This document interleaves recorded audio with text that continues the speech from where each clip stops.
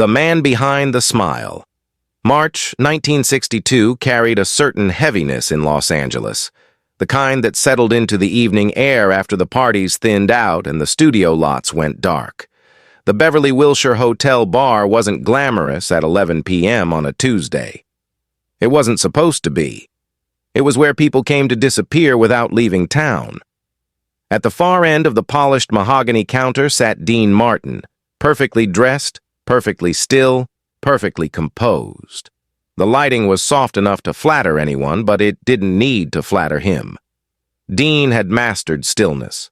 The half-smile, the slightly unfocused eyes, the slow sip. Every movement suggested ease, effortlessness. A man untouched by the world's sharp edges. In front of him sat what appeared to be bourbon. It wasn't. The bartender knew. The bartender always knew. Ginger ale? See, carefully colored. Ice cubes allowed to melt at a believable pace. Dean had refined the illusion years earlier. The public expected the relaxed drinker, the easygoing crooner, the man who laughed at everything. So he gave them that man, even when no one was watching, especially when no one was watching. The season finale of his television show had wrapped that afternoon. Applause, handshakes, compliments from executives who loved him because he was profitable. The machine ran smoothly. Dean Martin delivered ratings. The Dean Martin persona was bulletproof, but when the cameras shut off, the silence grew loud. He could have gone home. Instead, he chose the bar. Not to drink, to delay. The door opened, letting in a sliver of cooler night air and a presence that shifted the room without raising its volume. Robert Mitchum stepped inside. Mitchum didn't glide into spaces. He occupied them.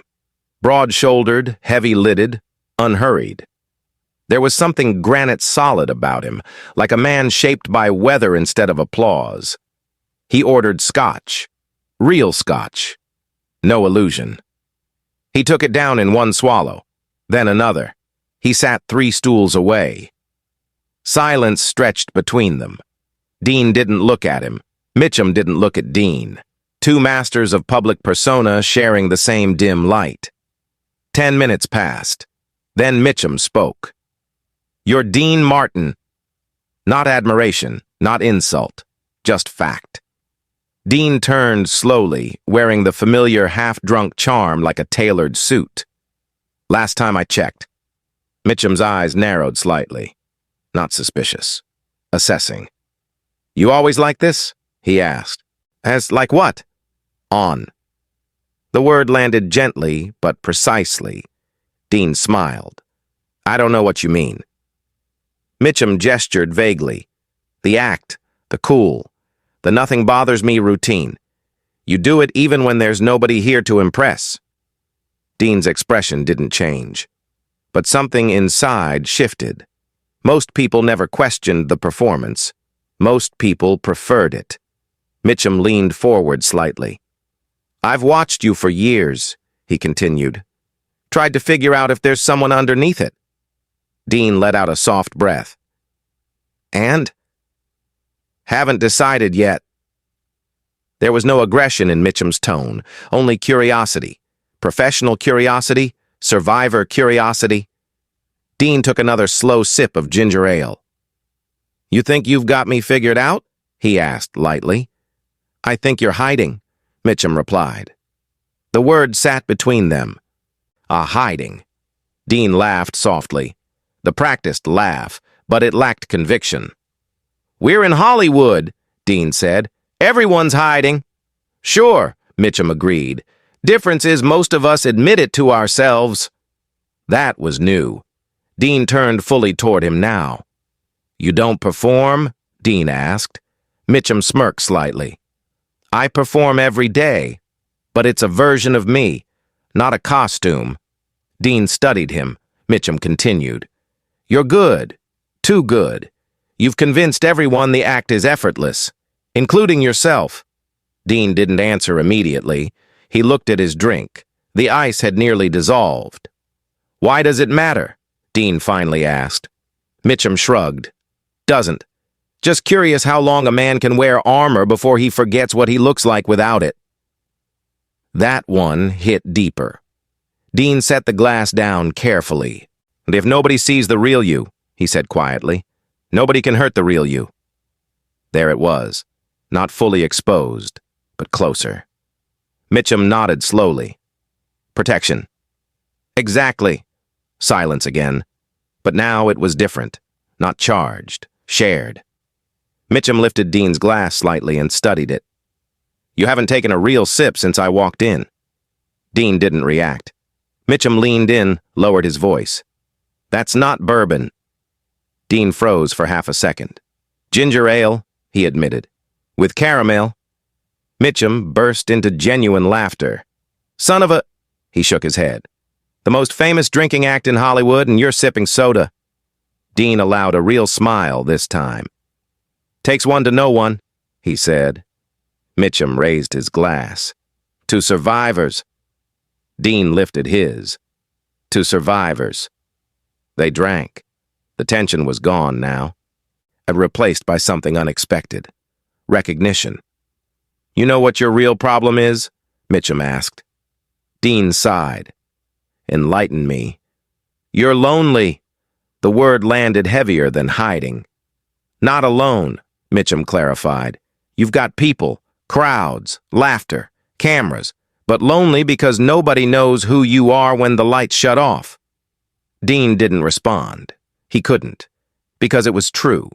The mansion, the quiet hallways, the echo of applause fading too quickly. "Find one person," Mitchum said calmly. "Just one. Someone who sees behind the act and doesn't run." Dean's voice was softer now. "What if I forgot how?" "Then learn." Mitchum stood, dropped cash on the counter. "I'm going home," he said. "You should too." Just like that. No dramatic ending, no grand speech. Just a man who had recognized another man's armor and pointed at it without cruelty. Before leaving, Mitchum extended his hand. "You're not empty," he said. "You're just tired." Dean shook his hand, strong grip, steady. "Thanks," Dean said. "For what?" "For seeing me." Mitchum gave that faint, almost warm smile. "Don't get used to it." And then he walked out into the Los Angeles night. Dean sat alone for another minute. No smile now, no half-drunk charm, just a man staring at melted ice. He signaled the bartender. "I'm good," he said. He drove home without the radio. And for the first time in years, he didn't rehearse tomorrow's performance in his head. He thought about the word lonely. He thought about armor. But he thought about how it had taken Robert Mitchum 15 minutes to see something that audiences had missed for decades. And somewhere between Beverly, Wilshire and Beverly Hills, something small shifted. Not dramatic, not visible, but real. The mask didn't fall, but it loosened.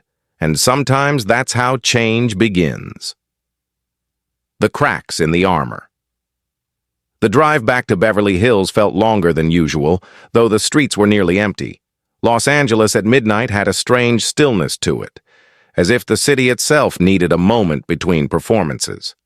The neon signs flickered in the rearview mirror, palm trees casting long shadows under streetlights, and for once, Dean Martin didn't rehearse tomorrow's jokes in his head. He didn't replay studio applause. But he didn't calculate which version of himself he would present at the next appearance. Instead, he heard a single word echoing over and over. Lonely. Robert Mitchum had said it without accusation, without pity, just as fact. That was what made it dangerous. Accusations can be dismissed. Pity can be deflected. Facts have a way of lingering. When Dean stepped into his mansion, the silence greeted him like an old acquaintance. The house was immaculate, tastefully decorated, architecturally impressive, and utterly indifferent. Fame had filled it with objects, but not with warmth.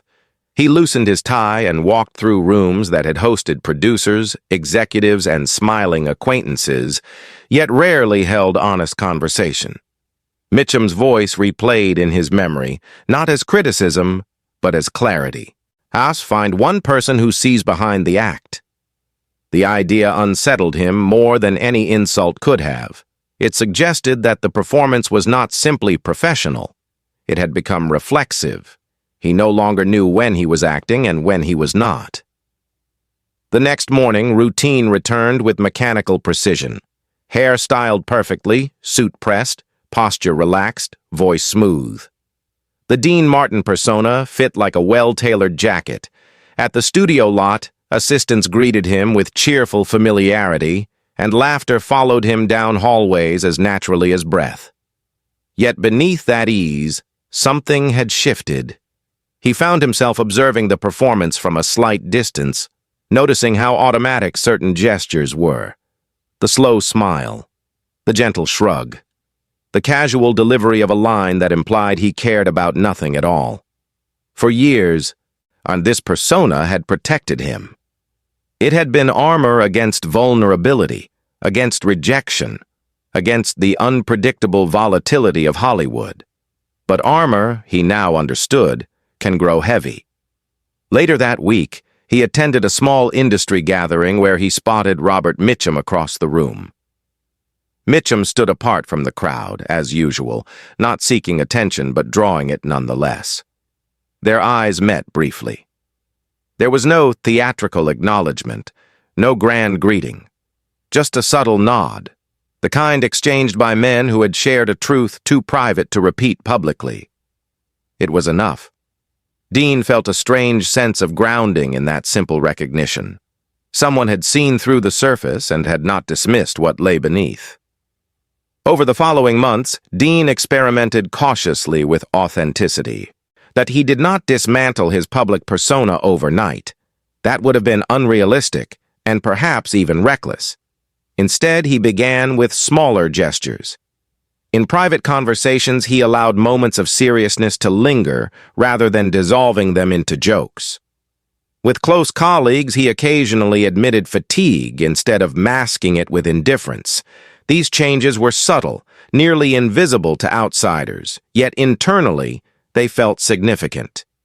Each moment of honesty carried a faint anxiety. What if this is too much? What if they prefer the act? But it also carried relief. He found himself thinking about Mitchum's distinction between performance and self. Mitchum had admitted to performing as well, but as an extension rather than a disguise. That idea resonated deeply. Perhaps the goal was not to abandon performance entirely. After all, entertainment was his profession, but to allow it to coexist with truth rather than replace it. Dean began to understand that authenticity did not require dramatic confession. It required alignment. The jokes could remain, the charm could remain, but they no longer needed to erase the quieter parts of him. One evening during a late recording session, a producer suggested he stick strictly to upbeat material, reminding him that audiences expected a certain mood. Dean nodded politely, but when he stepped to the microphone, he chose to deliver one ballad with less irony and more sincerity. The shift was subtle, yet those in the room felt it. The notes carried weight instead of polish alone. When the take finished, there was a pause. An unfamiliar silence, not born of confusion, but of recognition. The producer cleared his throat and complimented the performance without quite knowing how to categorize it. Dean smiled, but this time the smile felt earned rather than automatic. Despite these gradual adjustments, loneliness did not vanish overnight. Mitchum had been correct. Proximity is not the same as connection. Dean realized how often he had maintained emotional distance even within relationships. It was easier to entertain than to reveal, easier to charm than to trust. Yet the memory of that conversation in the dim bar continued to challenge him. It had taken only 15 minutes for Mitchum to identify what decades of applause had concealed. That realization humbled him. It suggested that vulnerability, though risky, might also be the key to endurance, not merely professional endurance, but personal. As the seasons turned and projects accumulated, Dean occasionally found himself reflecting on the irony of his situation. The public adored the version of him that appeared carefree, yet the moments that resonated most deeply were those in which he allowed a glimpse of something real. Letters from fans began to reference not only his humor, but the warmth in certain performances, the sincerity behind particular songs. It became clear that audiences were not as fragile as he had once assumed. They could appreciate complexity. They could respond to honesty. Years later, when life delivered profound personal loss, the lesson planted by Mitchum would return with renewed urgency. Grief has a way of dismantling carefully constructed identities. And during that painful period, the mask no longer fit as comfortably, and retreat felt tempting. Yet even in those darker days, the memory of that Tuesday night conversation served as quiet guidance. Authentic connection, however limited, was not weakness. It was survival. Dean and Mitchum never transformed into inseparable companions. Their friendship remained understated, defined by mutual respect rather than constant interaction. But the impact of their encounter endured.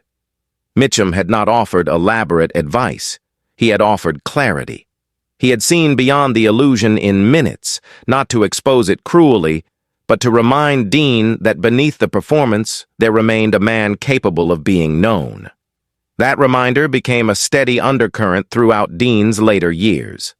In Hollywood, where image often eclipses identity, such moments are rare.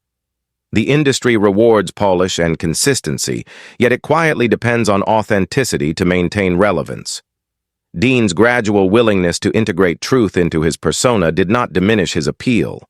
It enriched it. The charm felt warmer. The humor felt less defensive. The music carried deeper resonance. None of this was dramatic or publicly announced. It unfolded incrementally, like cracks in armor allowing light to enter rather than shatter it entirely. Looking back, that near-empty bar in March 1962 became less about confrontation and more about recognition. Two performers had acknowledged the weight of survival in an industry built on illusion. They had not judged each other for building armor. They had understood it. But in that understanding, they had also recognized the necessity of lowering it, even briefly. For Dean, that realization marked the beginning of a quieter transformation, one not visible in headlines, yet unmistakable in the subtle evolution of his work and relationships. The world continued to see Dean Martin as the embodiment of effortless cool. That image never fully disappeared. But behind it, a shift had occurred. The armor remained, yet it no longer defined him entirely. And all it had taken was 15 honest minutes with a man unafraid to name what others ignored. Sometimes the most meaningful change does not arrive with applause. It arrives with recognition, settles into the silence after a question is asked, and begins its work quietly, long before anyone else notices. The weight of what we don't say. By the mid-1960s, the world still saw Dean Martin as untouchable. The suits were still immaculate. And the timing was still perfect. The glass in his hand still completed the silhouette audiences adored. Television cameras loved him because he made effort look invisible. Studio executives loved him because he made ratings look easy. Crowds loved him because he made life look lighter than it was. But beneath the steady rhythm of appearances and recordings, a quieter internal reckoning continued. The conversation in that Beverly Wilshire bar had not faded into anecdote.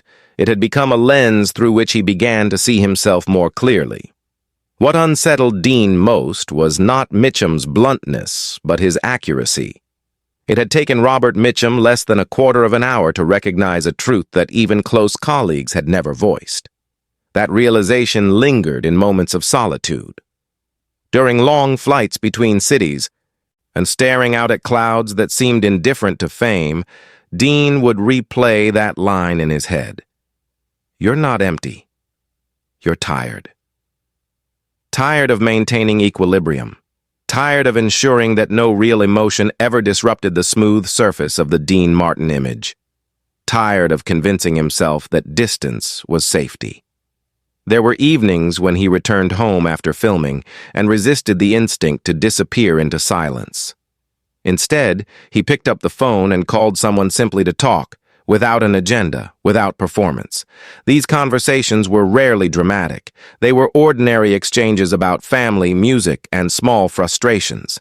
Yet they carried a significance he did not articulate publicly. Each honest conversation chipped away at the isolation Mitchum had identified. And Dean began to realize that authenticity did not require grand confessions. It required consistency in small truths. On set, subtle shifts became visible to those who paid attention. Directors occasionally noticed that in certain dramatic scenes, Dean lingered in the emotion longer than before. He no longer rushed to deflect intensity with humor once the cameras stopped rolling. There was a steadiness in his gaze that suggested he was allowing himself to feel rather than merely simulate. Colleagues who had known him for years sensed a quiet deepening. Though few could pinpoint its origin, he had not changed who he was. He had simply begun allowing more of himself to remain present. Meanwhile, Mitchum continued carving his own path through Hollywood, often indifferent to its expectations. The two men crossed paths periodically at industry events. Their exchanges were brief but meaningful, a nod across a crowded room, a handshake that lasted a second longer than etiquette required. Once, at a private dinner hosted by mutual acquaintances, Mitchum leaned toward Dean and asked in a low voice, "You still drinking ginger ale?" The question carried a half-smile beneath it. Dean responded with a quiet, genuine laugh and admitted that sometimes he now chose water instead. It was a small acknowledgement, but it symbolized something larger. The performance had loosened its grip. Life, however, rarely unfolds without testing newfound clarity. As the years progressed, Dean experienced personal challenges that no persona could fully shield. In moments of hardship, the temptation to retreat into detachment resurfaced. It would have been easier to lean entirely on the well-practiced charm, to deflect sorrow with wit and distance. Yet the lesson planted years earlier resurfaced with urgency. Armor protects, but it also isolates. To endure grief, he needed connection more than applause. During one particularly difficult period, Dean found himself sitting alone late at night, not in a hotel bar, but in his own quiet living room. The house no longer felt quite as cavernous as it once had, yet the silence still carried weight.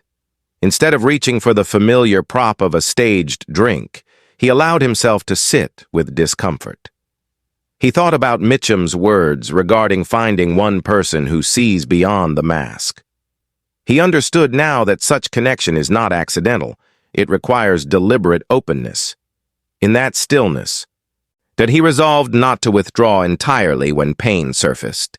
It was a quiet promise, unannounced and unseen, but significant. The public continued to perceive him as effortlessly cool, and he did not resent that perception. It had been earned through years of discipline and talent. Yet he no longer equated coolness with indifference. He began to integrate sincerity into interviews, occasionally answering questions with thoughtful pauses rather than rehearsed quips. Journalists sometimes noted that he seemed more reflective than expected.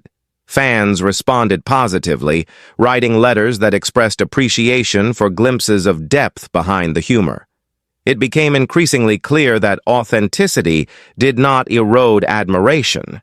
It enhanced it. Mitchum, for his part, remained characteristically reserved about personal matters. Yet those close to him understood that his own tough exterior was a carefully managed projection. The difference, as he had once explained, was that his projection was an extension rather than a replacement of self. The two men, in their separate ways, embodied a shared understanding. Survival in Hollywood required strategy, but fulfillment required honesty. Neither abandoned performance entirely. They refined it, ensuring that it no longer eclipsed identity. As the 1970s approached, both actors carried the marks of time. professional accolades balanced by personal challenges. The entertainment landscape evolved, and younger stars emerged with new styles and sensibilities. Yet Dean's presence endured not merely because of nostalgia, but because of resonance. Audiences sensed that beneath the signature ease lay experience. My songs carried nuance. Laughter carried warmth rather than dismissal. It was subtle, but powerful. Looking back on the trajectory of his life, Dean would occasionally reflect on how easily he might have continued performing without introspection. The industry would have allowed it. Applause would have continued. But that 15-minute exchange in a dimly lit bar had interrupted complacency. It had forced him to confront the cost of perpetual armor. He did not become a radically different man overnight, nor did he discard the persona that had shaped his career. Instead, he integrated truth into the persona, allowing the two to coexist rather than compete. Years later, when both men were spoken of with reverence in retrospectives and tributes, commentators often highlighted their charisma, their influence, their unmistakable screen presence. Rarely did they mention the quieter evolution beneath those qualities. Yet those who had observed closely knew that the most significant changes were internal. Mitchum's blunt clarity had not dismantled Dean's image, it had humanized it. And in doing so, it ensured that the legacy left behind would be more than surface charm. The lesson that endured was not about fame or performance, but about courage. Courage to acknowledge loneliness even in crowded rooms. Courage to admit exhaustion beneath applause. Courage to let at least one person see beyond the constructed facade. For Dean, that courage began in an almost empty bar on an ordinary Tuesday night when a fellow performer refused to accept the illusion at face value.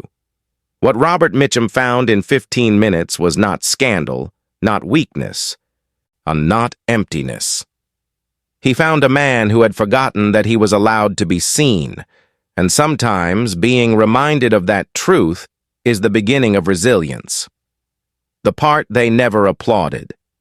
Time has a way of revealing what applause never does.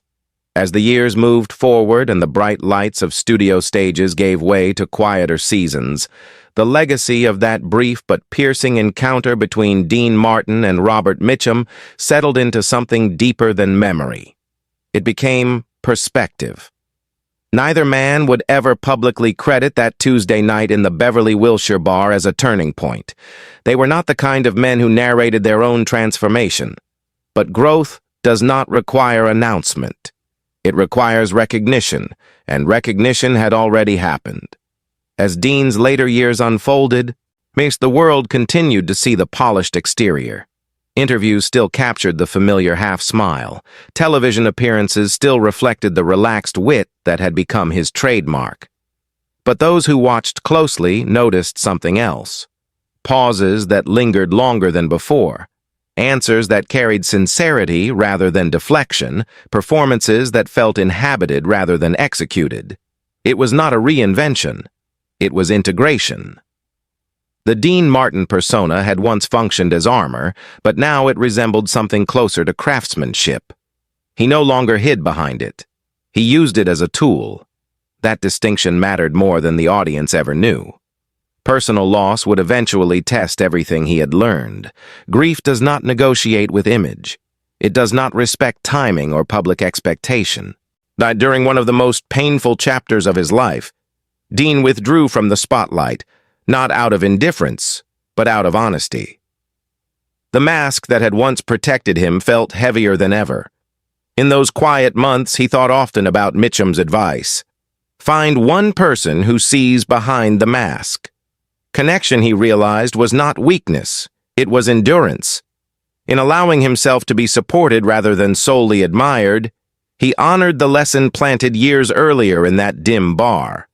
It did not erase the pain, but it softened isolation.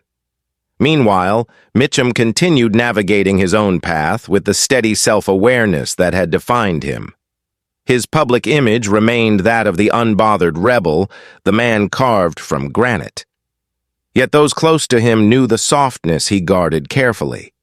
In interviews later in life, that he would occasionally hint at the difference between projection and reality, suggesting that Hollywood often confuses confidence with immunity.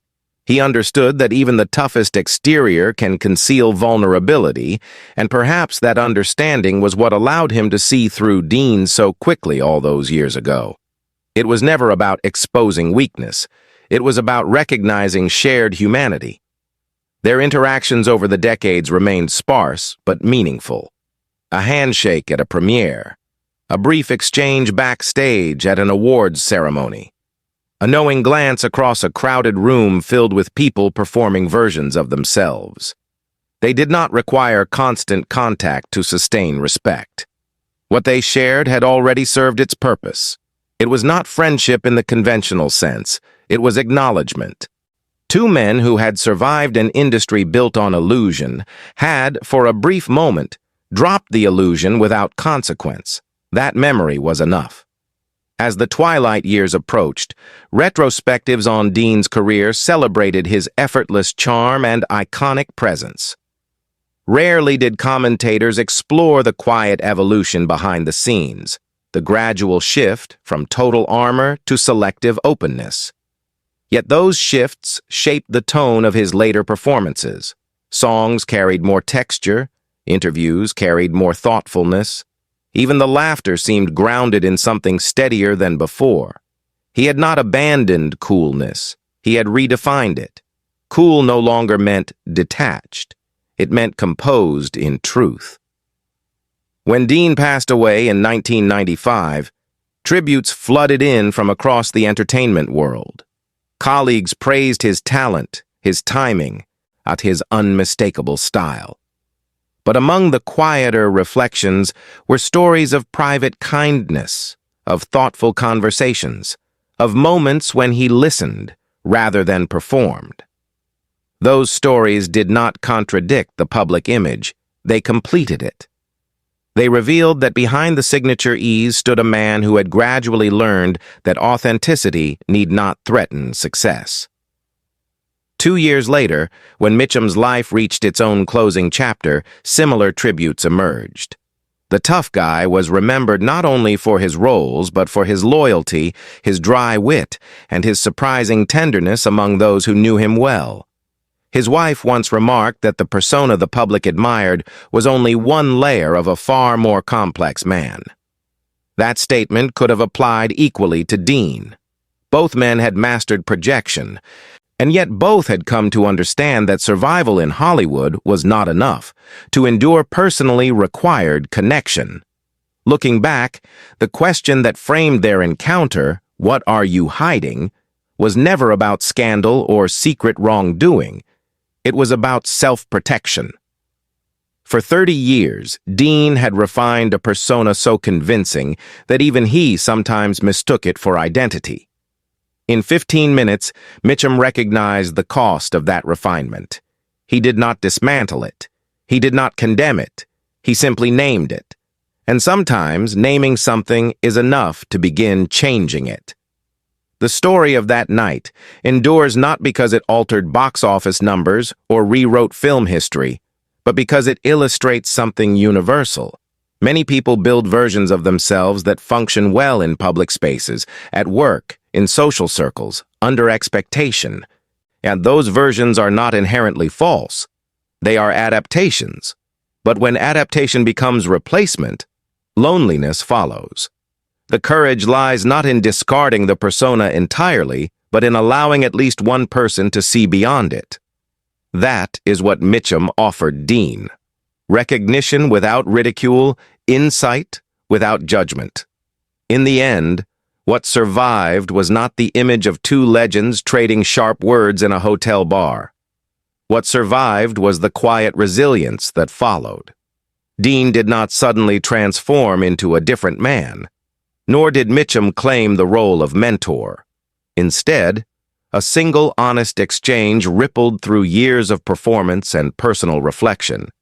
It softened edges. It opened space for sincerity. It reminded two masters of cool that vulnerability, carefully chosen, is strength. The part the world applauded was the charm, yet the swagger, the perfectly timed joke. The part they never applauded was the courage to lower the mask even slightly.